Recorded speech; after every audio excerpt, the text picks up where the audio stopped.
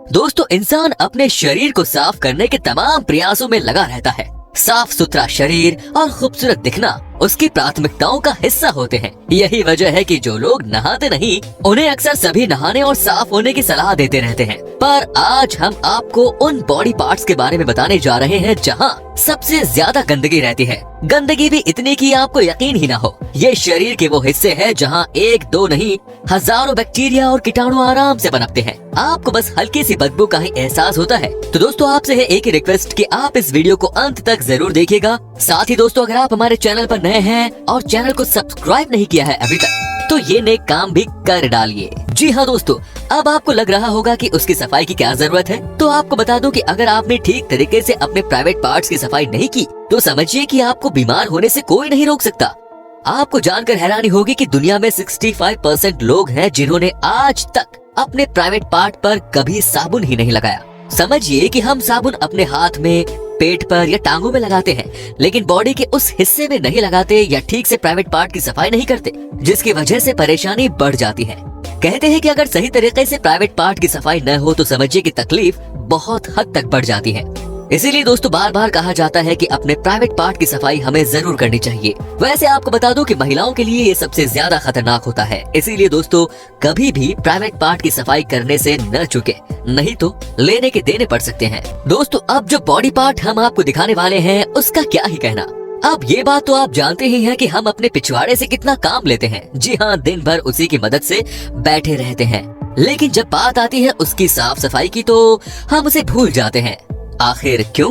आपको लगता होगा कि ये तो बस ऐसे ही है और कौन अपने पट की सफाई करने बैठता है। तो आपको बता दें कि अगर आप भी यही सोच रहे हैं तो आपको समझना पड़ेगा कि ये बहुत ही खतरनाक हो सकता है। दोस्तों, कहा जाता है कि दिन में आप कितनी बार फाट मारते हैं। ये सब गंदगी है जो आप अपने शरीर से निकालते हो, लेकिन जब बात आती है साफ सफाई की तो आप अपने बट को ही भूल जाते हैं। कहा जाता है कि इसी बट की वजह से कई बार आपको खतरनाक बीमारियों का भी सामना करना पड़ सकता है। इसीलिए दोस्तों, आप सबसे यही रिक्वेस्ट है कि जब भी आप नहाने के लिए जाएं, ठीक तरीके से आप अपने बॉडी पार्ट की सफाई करें, नहीं तो आपके लिए बहुत परेशानी बढ़ सकती है। दोस्तों, कहते हैं कि पैर की उंगलियों के बीच का क्षेत्र काफी गंदा हो सकता है, क्योंकि नहाने के दौरान आम तौर पर उपेक्षित रह जाता है। आपके पैर की उंगलियों के बीच की सफाई नहीं होने के कारण गंदगी और बैक्टीरिया का निर्माण हो सकता है और इससे बदबू भी आ सकती है। पैरों को अच्छी तरह से धोएं और अगर बदबू आती है तो टैल्कम पाउडर का इस्तेमाल करें। आप पेडिक्योर भी करवा सकते हैं। कई सारे लोगों का कहना है कि पैरों की सफाई करने की क्या जरूरत है, क्योंकि ये आपके डायरेक्ट संपर्क में नहीं आता। लेकिन बात ये है कि हम सबसे ज्यादा काम भी तो अपने पैरों को ही लेते हैं। आपने भी इस बात को नोट किया होगा कि जब भी हम नहाते हैं तब तक साबुन तो हम अपने पैरों में लगा लेते हैं, लेकिन दोस्तों नीचे के हिस्से को भूल जाते हैं। लेकिन अब ऐसा नहीं कीजिएगा। जी हाँ, नहीं तो परेशानी बढ़ सकती है। कहा जाता है कि हफ्ते में एक बार तो हर किसी को अपने पैरों के नीचे का हिस्सा जरूर साफ कर लेना चाहिए। दोस्तों, आपको बता दें कि जब भी हम नहाने के लिए जाते हैं और अच्छे से नहाते हैं, आपने एक बात नोट किया होगा कि हम हमेशा अपने कानों की सफाई करना भूल जाते हैं। जी हाँ, क्या आपको याद है कि आखिरी बार आपने कब अपने कान की सफाई की थी? क्या आपको याद है कि आपने कब कान के अंदर तक क्लियरिंग की? नहीं याद होगा, क्योंकि आपने कभी की ही नहीं होगी। लेकिन दोस्तों, अब हम आपको बताते हैं कि यहाँ पर कितनी गंदगी होती है। दोस्तों, आपको बता दें कि कान में मैल जमा होना कोई असामान्य बात नहीं।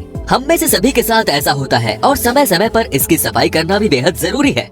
सही सफाई न होने पर आपको कान में दर्द, खुजली, जलन या बहरापन जैसी समस्याएं हो सकती है।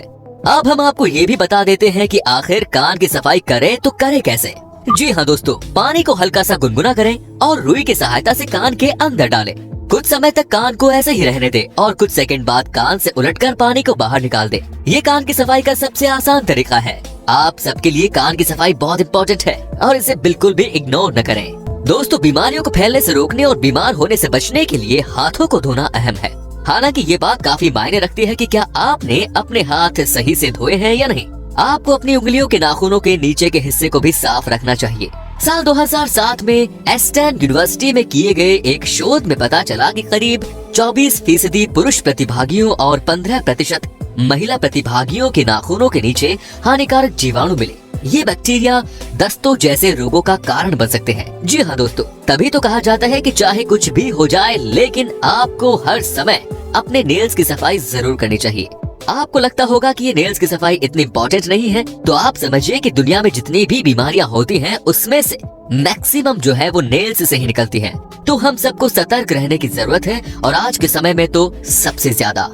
दोस्तों, आपने भी नोटिस किया होगा कि जब भी आप नहाते हैं तब आपका हर अंग साफ करने के लिए आपका हाथ पहुंच जाता होगा, लेकिन जब बात आती है आपके बैक की यानी कि पीठ की, तो ये बहुत मुश्किल हो जाता है कि उसे साफ ठीक तरीके से कैसे करें। आपको बता दें कि आपकी पीठ की सफाई करने के लिए आपको किसी की मदद की जरूरत पड़ती है, लेकिन दोस्तों हम कभी भी इसकी सफाई ठीक तरीके से नहीं कर पाते, और इसीलिए कहा जाता है कि आपको किसी भी हाल में अपने पीठ की सफाई जरूर करनी चाहिए। नहीं तो ये भी एक ऐसी जगह है जहाँ पर कि बहुत सारे कीटाणु जगह बना लेते हैं। जी हाँ दोस्तों, हाथों की सफाई क्यों है इतनी इम्पोर्टेंट, ये बात बताने की जरूरत नहीं है। आप भी जानते हैं कि साल 2020 में सबसे ज्यादा किसी ने अगर किसी भी पार्ट की सफाई की है तो वो है हैंड।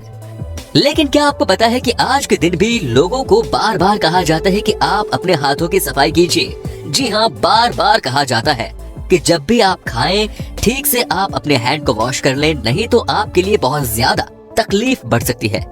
आपको जानकर हैरानी होगी कि हाथ की सफाई न करने की वजह से हर साल लाखों लोगों की मौत हो जाती है।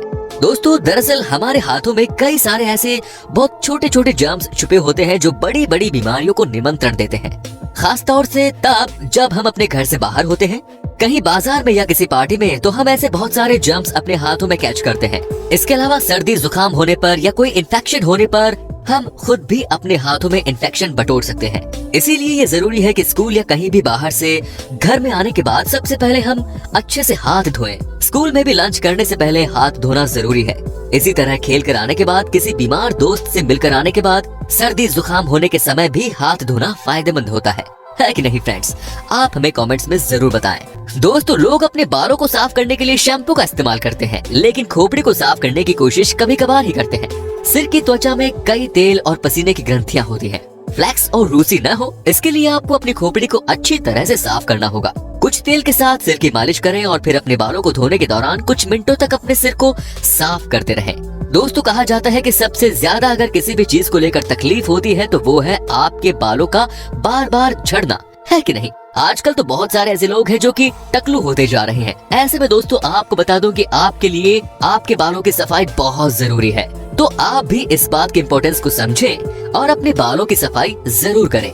क्योंकि होता ये है कि हम बालों की सफाई का मतलब समझते हैं कि बस पानी डाल दिया तो हो गई सफाई, लेकिन ऐसा नहीं है।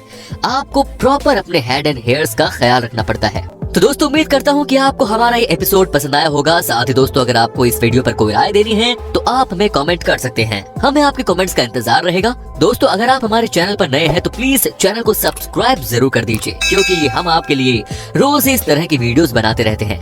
तो दोस्तों, अपना ख्याल रखिए। धन्यवाद।